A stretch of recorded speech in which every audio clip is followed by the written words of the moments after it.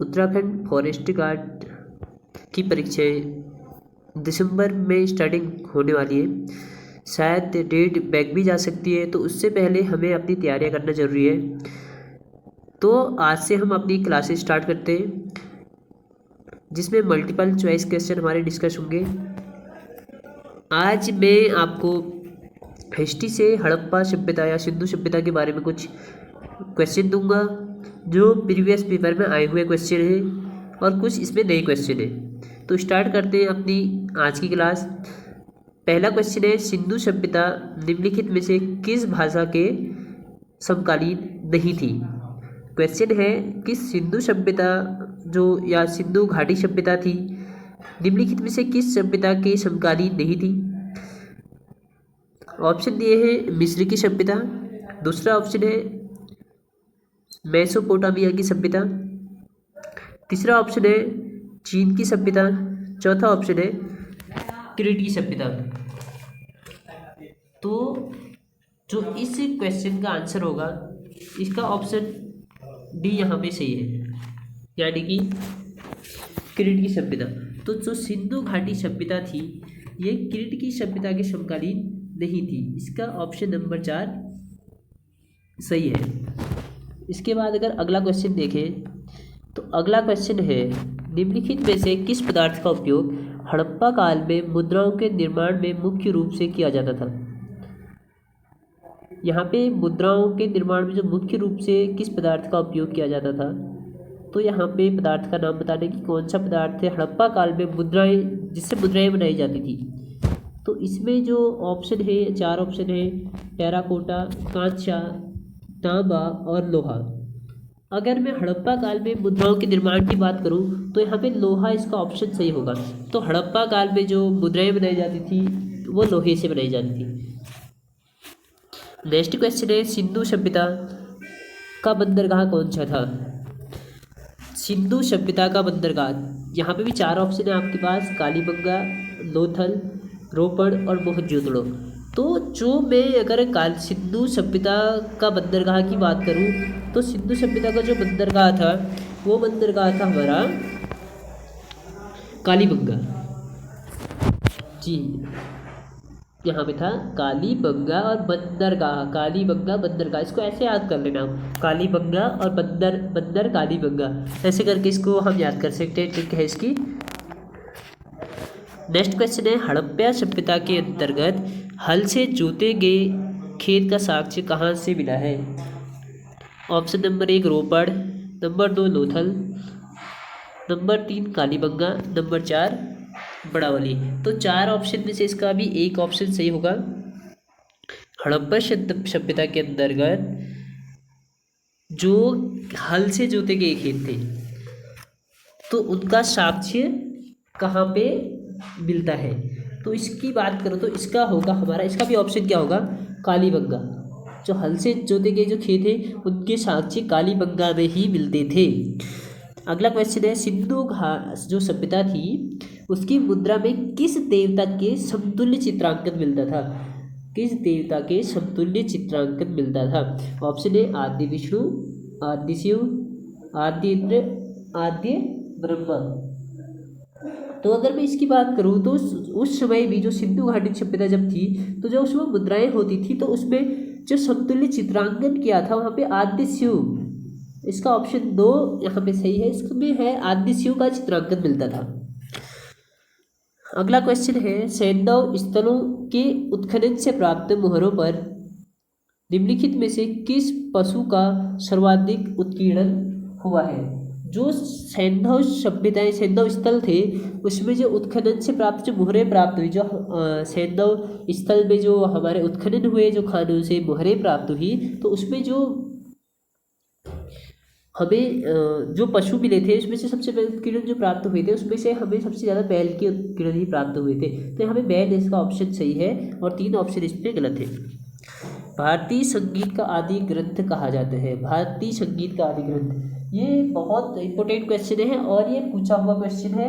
भारतीय संगीत का जो आदि ग्रंथ है, 100 से संगीत और 100 से सामवेद। इसका आंसर है सामवेद। ये आपको क्वेश्चन ऐसे याद होगा, 100 से होता है संगीत और 100 से ही हमारा होता है सामवेद। तो इसका ऑप्शन है सामवेद, ऑप्शन डी इसका राइट आंसर है। अब वेदों की संख्या कितनी है? वेदों की संख्या कितनी है? 2 3 4 5। जो इसका आंसर सही होगा, वेदों की संख्या हमें पता है कि वेद कितने होते हैं, 4 प्रकार के वेद होते हैं हमारे। ऑप्शन नंबर सी इसका राइट आंसर है। वैदिक गणित का महत्वपूर्ण अंग है। वैदिक गणित का महत्वपूर्ण जो अंग बताया गया है, तो वैदिक गणित का महत्वपूर्ण अंग शतपथ ब्राह्मण, अथर्ववेद, शिल्प सूत्र, छांदोग्य उपनिषद। तो इसका जो आंसर है, इसका जो आंसर होगा यहाँ पे शिल्प सूत्र, शुल्क सूत्र हो, शिल्प नहीं है यहाँ पे, शुल्प सूत्र होगा, शुल्प सूत्र करके। ठीक है, तो ऑप्शन ये सी इसका ऑप्शन राइट आंसर है, सी, तो ऑप्शन सी। निम्नलिखित में से किस फसल का ज्ञान वैदिक काल के लोगों को नहीं था? 4 ऑप्शन दिए हैं। निम्नलिखित में से किस फसल का ज्ञान वैदिक काल के लोगों को नहीं था? तो इसका जो आंसर है वो है ऑप्शन नंबर डी, तंबाकू। तो तंबाकू कुछ की जो फसल का ज्ञान था जो वैदिक काल के लोगों को नहीं था। किस देवता के लिए ऋग्वेद में पुरंदर शब्द का प्रयोग हुआ है? इसमें भी 4 ऑप्शन दिए आपको, इंद्र, अग्नि, वरुण, सोम। तो किस देवता के लिए ऋग्वेद में पुरंदर शब्द का प्रयोग हुआ है? तो यहाँ पे जो आंसर है यहाँ पे इंद्र होगा, क्योंकि इंद्र को पुरंदर कहा जाता है। ऋग्वेद में इंद्र को पुरंदर कहा जाता था, पुरंदर शब्द का उपयोग हुआ था।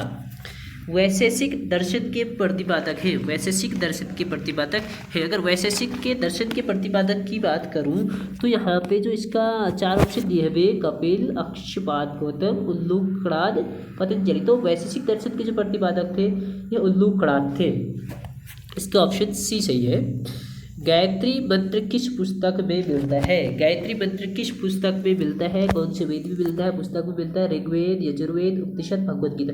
तो गायत्री मंत्र की बात करूं, जो ऋग्वेद है, ऋग्वेद में गायत्री मंत्र का उपयोग मतलब गायत्री मंत्र यहाँ पे मिलता है, ऋग्वेद। नेक्स्ट क्वेश्चन है, योग दर्शन के प्रतिपादक थे। अब योग के नाम से जो जाना जाता है, आपको पता है कि पतंजलि को ही योग के नाम से जाना जाता है, और ऑप्शन भी है 3, बट यहाँ पे ऑप्शन क्या होगा, पतंजलि को योग के प्रतिपादक के रूप में जाना जाता है। नेक्स्ट क्वेश्चन है, न्याय दर्शन को प्रचारित किया था। नेक्स्ट क्वेश्चन है, न्याय दर्शन को प्रचारित किया था। अब ये क्वेश्चन भी बहुत महत्वपूर्ण क्वेश्चन है। ये क्वेश्चन एग्जाम में पूछा गया क्वेश्चन है कि न्याय दर्शन को किसने प्रचारित किया था? तो इसका जो हमारा ऑप्शन होगा, इसमें 4 ऑप्शन दिए, च्वारक, गौतम, कपिल, शंकराचार्य। तो दूसरा ऑप्शन यहाँ पे सही होगा इसका, गौतम ने। न्याय दर्शन और गौतम और न्याय दोनों है कि गौतम न्याय दर्शन की प्रचारित किया था। इसका आंसर हो गया ऑप्शन नंबर 2। अब है वैदिक नदी कुंभा। वैदिक नदी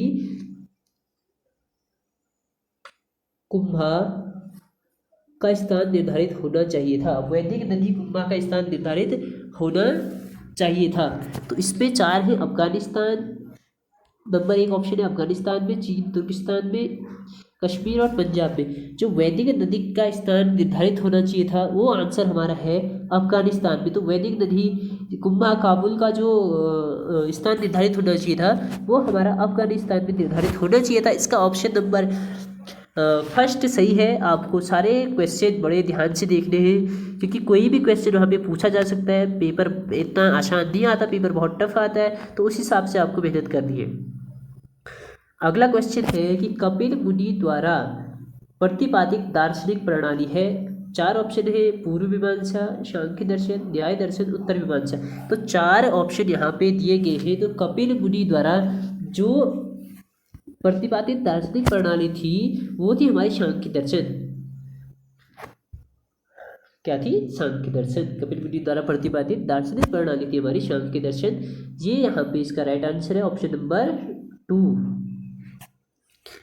भारत के किस स्थल पर जो खुदाई हुई थी उसमें 9 धातु के प्रचलन में प्राचीनतम प्रमाण मिले थे?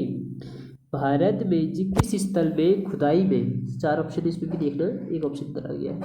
भारत के किस स्थल में खुदाई से नौ धातुओं के प्रचलन की प्राचीनतम प्रमाण मेरे को थोड़ा इसमें दिक्कत आती है कि एक साथ बोला जाता है, प्रमाण मिले हैं। Taxila number 1, Antaranji Khera number 2, Kaushambi number 3, Hastinapur number 4। तो इसकी अगर मैं बात करूँ तो जो नौ धातुएं जो खुदाई हुई तो इसमें अंतरजी खेड़ा, थोड़ा टफ नाम है अंतरजी खेड़ा, ना हस्तिनापुर है, ना कौशाम्बी है, ना ही तक्षशिला है। तक्षशिला हमारा शिक्षा के लिए प्रसिद्ध है, तो यहाँ पे है अंतरजी खेड़ा। यहाँ पे आंसर है अंतरजी खेड़ा। कर्म के सिद्धांत संबंधित है, कर्म का सिद्धांत संबंधित है। इसमें भी 4 ऑप्शन हमारे दिए हुए हैं।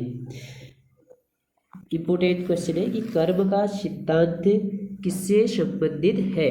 तो कर्म के सिद्धांत की बात करूं तो कर्म के सिद्धांत, इसका जो राइट आंसर है, पहले हम 4 ऑप्शन देखते हैं, न्याय से, मीमांसा से, वेदांत से और वैशेषिक से।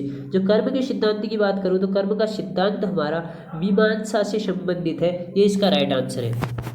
नेक्स्ट है चरक संहिता नामक पुस्तक किस विषय से संबंधित है। हमारे पास 20 वाला क्वेश्चन है।